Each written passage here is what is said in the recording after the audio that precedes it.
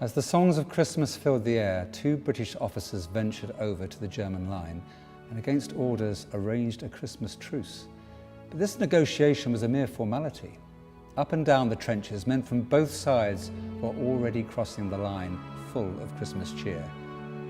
Rifleman Oswald Tilley told his parents in a letter home, "Parties of men from both sides began to venture towards the barbed wire that separated us from them. Then literally hundreds of each side were out in no man's land shaking hands."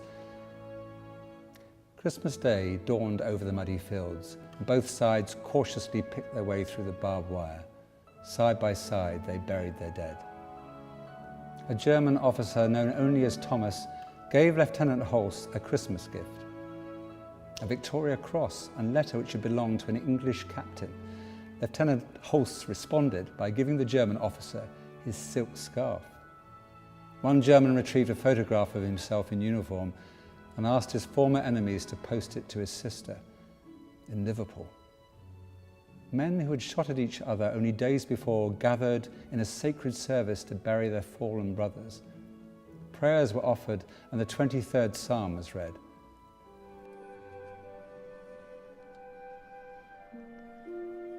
The Lord is my shepherd. I shall not want.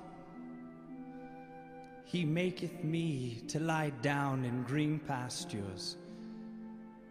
He leadeth me beside the still waters. He restoreth my soul. He leadeth me in the paths of righteousness for his name's sake. Yea, though I walk through the valley of the shadow of death, I will fear no evil, for thou art with me. Thy rod and thy staff, they comfort me. Thou preparest a table before me in the presence of mine enemies. Thou anointest my head with oil, and my cup runneth over. Surely goodness and mercy will follow me all the days of my life, and I will dwell in the house of the Lord forever.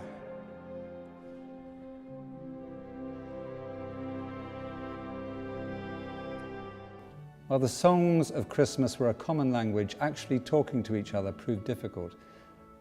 That's when these young men turned to a different form of dialogue that needed no translation.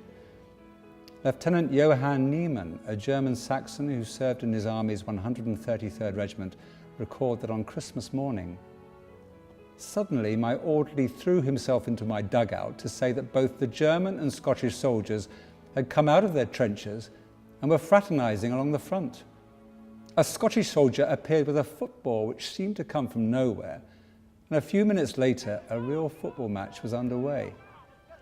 The Scots marked their goal with their strange caps, and we did the same with our helmets. It was far from easy to play on the frozen ground, but we continued, keeping rigorously to the rules. A great many of the passes went wide, but all played with huge enthusiasm." If the story of this Christmas in 1914 has its jewel, it is the legacy of this match. The Germans claimed to win the game 3-2, but in that time and place, the score was not as important as the greater victory that was scored that day. Men of war put down their guns and remembered their brotherhood. The spirit of Christmas filled their hearts as they paused to remember their Saviour, born that day in a lonely manger a long time ago in Bethlehem. As the Christmas of 1914 drew to a close, soldiers who had sung together, prayed together, and played together returned to their trenches. They must have felt reluctant to let the common ground between them become no man's land again. But as the darkness fell around them, a lone voice floated across the few yards of earth on which they had stood together. In the true spirit of Christmas, one voice, then another, joined. Soon the whole world seemed to be singing, and for a brief moment, The sound of peace was a carol every soul knew by heart. Silent night, holy night. And that's the way it was. One silent night 100 years ago, and can be for each of us as we embrace the true message of that silent, holy night.